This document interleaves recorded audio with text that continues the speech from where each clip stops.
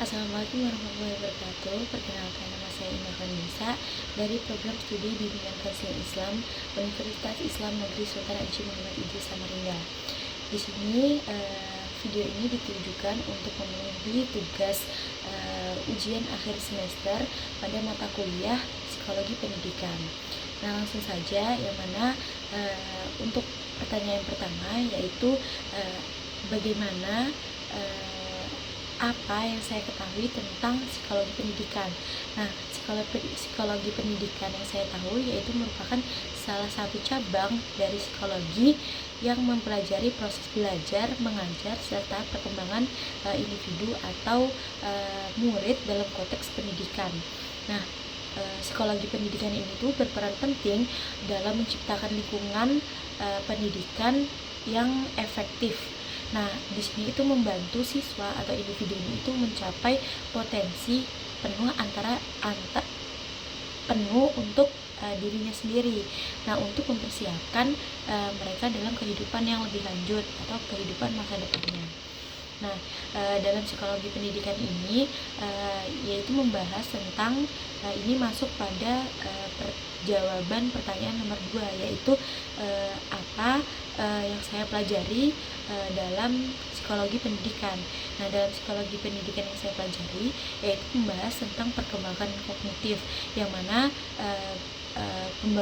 perkembangan kognitif ini tuh membahas tentang kemampuan berpikir, pemahaman yang ada di setiap individu atau yang murid dalam pembelajaran. Nah, habis itu dalam perkembangan kognitif ini itu dia itu terus berkembang selama sepanjang kehidupan. Jadi mulai dari 0 tahun sehingga nanti dia tutup usia. Terus selanjutnya ada perkembangan sosial dan emosional. Nah, perkembangan sosial dan emosional ini itu membahas tentang bagaimana seorang individu itu berkembang melalui sosialnya. Jadi kayak dalam psikologi pendidikan ini itu membahas tentang individu itu berinteraksi dengan sosialnya, dengan lingkungannya, pertemanannya, keluarganya gitu. Nah, selanjutnya untuk emosionalnya itu lebih kepada tingkat emosinya, atau bagaimana seorang individu itu mampu mengontrol emosi, bagaimana emosinya itu berbentuk dengan kayak keterampilannya, tingkat kepercayaan dirinya, itu juga sebagian dari emosi tadi, perkembangan emosi. Nah, selanjutnya yaitu ada perkembangan moral. Nah, moral ini itu yang mana tahapan-tahapan yang membahas tentang nilai-nilai atau norma-norma yang berlaku. Jadi di sini perkembangan moral itu dari usia balita sampai selanjutnya itu mereka berkembang dalam hal kayak mana yang salah, mana yang benar, seperti itu. Terus ada pembelajaran dan motivasi, yang mana pembelajaran itu faktor-faktor yang mempengaruhi bagaimana individu itu belajar dan termotivasi untuk terus berkembang dalam prosesnya gitu. Terus selanjutnya ada juga pembelajaran perilaku, yang mana kayak dalam proses perkembangan perilaku ini tuh perilaku itu tuh diamati, dan perilaku ini tuh terbentuk dari adanya pengaruh lingkungan atau pengalaman. Nah, selanjutnya di pertanyaan ketiga yaitu ada bagaimana apa materi psikologi sosial yang saya sukai. Nah, untuk pribadi saya menyukai salah satu materi yaitu adalah perkembangan sosial, emosional, dan moral tadi, yang mana di dalam pembahasan ini itu lebih cenderung kepada bagaimana interaksi antara individu atau misalnya dalam kehidupan pribadi saya. Nah, yang mempengaruhi bagaimana akhirnya komunikasi, bagaimana tingkat interaksi saya itu berpengaruh atau berubah, atau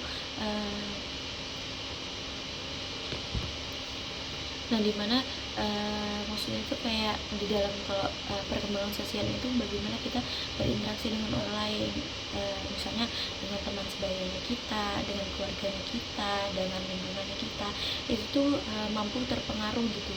Nah jadi kayak ketika saya belajar tentang psikologi pendidikan ini tuh saya sedikit banyaknya tuh menerapkan atau terpengaruh dari pembelajaran saya, sehingga saya bisa menerapkan itu dengan lingkungan saya gitu. Terus sosial perkembangan emosional, jadi tuh kayak mengenali atau bisa mengatur, terus mengekspresikan emosinya kita, saya pribadi. Nah selanjutnya itu ada perkembangan moral.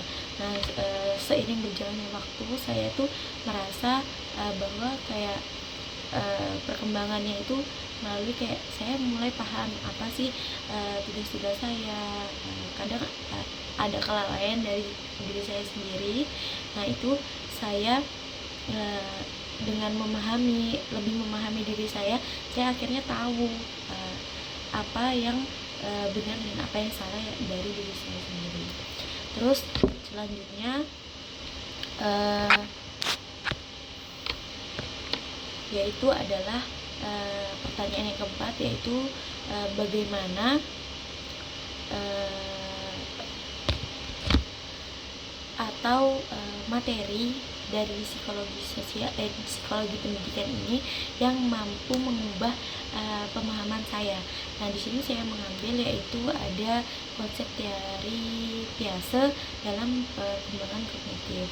Nah kalau sebelumnya saya tuh tidak kurang memahami mengenai ternyata dalam usia dini, usia yang dari umur sekian bulan itu sudah mengalami namanya perkembangan gitu. Nah di situ akhirnya mengubah pemahaman saya bahwa setiap usia itu tuh memiliki perkembangannya masing-masing. Jadi kayak kalau ketika balita itu ada sosial motoriknya, kognitifnya gitu. Nah terus kalau dalam tahapan di umur selanjutnya itu ada tahapan-tahapan selanjutnya. Terus juga memberikan pemahaman baru mengenai bahwa ketika dalam proses perkembangan ini tuh nggak bisa yang namanya disamaratakan. Bayang kayak ketika perkembangan misalnya motorik itu tuh diterapkan lagi di saat dewasa gitu. Pemahaman ini tuh sudah berbeda lagi dalam perkembangannya dengan seusianya. Nah juga misalkan ada perkembangan yang berada di usia dewasa, itu juga berbeda, dan itu saya mungkin sedang mengalaminya, bahwa kayak perkembangan yang terjadi pada diri saya itu bisa saya ambil, bisa saya pelajari dari ini proses-proses perkembangan dalam tahapan-tahapan di perkembangan kognitif pemahaman ini. Terus selanjutnya yaitu ada pertanyaan kelima, yaitu penerapan psikologisasi pendidikan dalam kehidupan saya,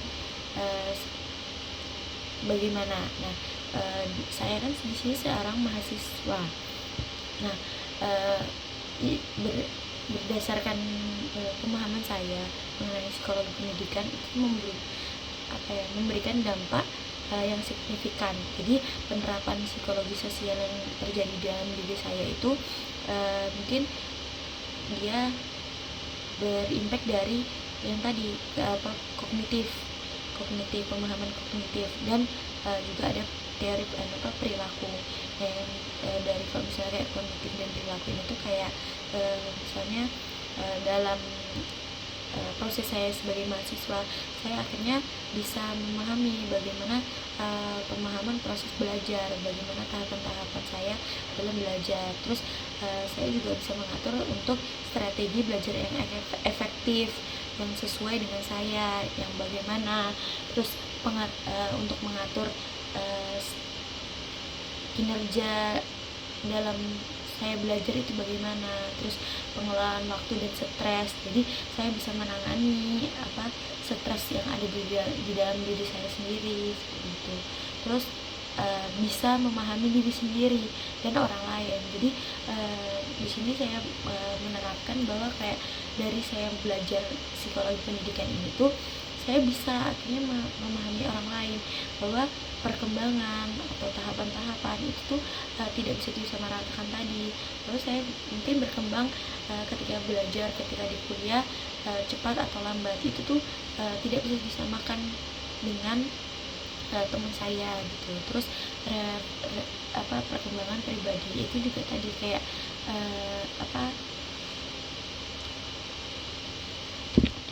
pengevaluasian diri gitu, kayak seperti pemahaman belajar saya, terus melakukan kemajuan dalam pendidikan ini tadi. Jadi kayak ketika saya bisa, saya merasa saya mampu, saya bisa mengontrol diri saya sendiri. Mungkin itu saja, cukup sekian untuk menjawab pertanyaan-pertanyaan dalam soal UAS yang diberikan oleh Bapak Hasan. Wassalamualaikum warahmatullahi wabarakatuh.